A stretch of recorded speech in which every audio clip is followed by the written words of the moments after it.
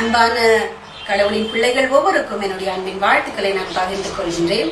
இன்று மார்ச் 2ஆம் தேதி செவ்வாய்க்கிழமை அன்று மீண்டுமாக அந்த பெண்மையின் பார்வையில் பார்க்கும் பொழுது தாமார் என்கின்ற பெண்ணை குறித்து நாம் சிந்திக்க இருக்கின்றோம். இந்த தாமாரை குறித்து நாம் பார்க்கின்ற வேளையிலே ஆதியாகமம் 38ஆம் அதிகாரம் வசனங்கள் 12 - 30 வரை இருக்கின்றது. இந்த தாமார் மாற்றுருவாக்கம், தாமார் டிரான்ஸ்பர்மேஷன் என்கின்ற அந்த ஒரு தலைப்பிலிருந்து நாம் சிந்திக்க இருக்கின்றோம்.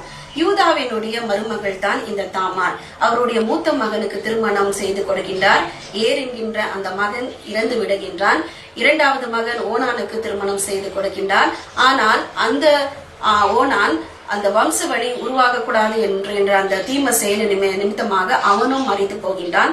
மூணாவது மகன் சேலாவை திருமணம் செய்து கொடுக்க யூதா பயந்தது நிமித்தமாக அந்த தாமார் ஒரு கைப்பெண்ணாகவே இருக்க வேண்டும் என்று யோசிக்கின்றார்.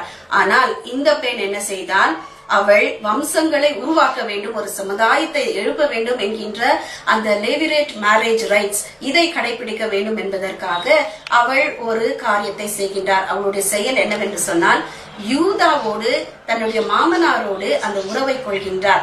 உறவை கொள்ளும் பொழுது அனைவரும் அந்த பெண்ணை ஒரு தவறான சிந்தனையில் தான் பார்ப்போம், எப்படி ஒரு மாமனாரோடு உடல் உறவு கொள்ள முடியும் என்று சொல்லி.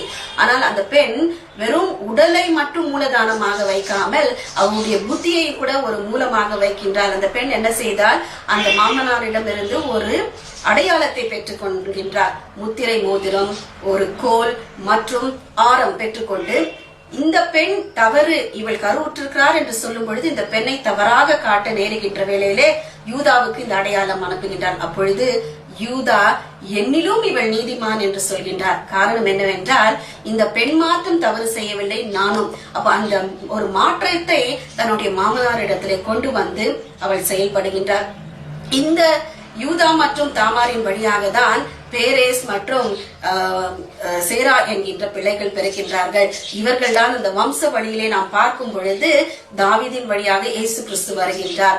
எனவே மத்தேயு 1ஆம் அதிகாரத்திலே நாம் பார்க்கின்றோம், தாமார் என்கின்ற பெண் இடம்பெறுவதற்கு காரணம் இதுதான். அவருடைய தைரியமான செயல், வீர செயல், ஒருவர் இன்னொருவருடைய மாற்றத்திற்கு அது உதவியாக இருக்கின்றது. அப்படி நாம் வாழ கர்த்தர் நம்மை ஆசீர்வதிப்பாராக. ஆமென்.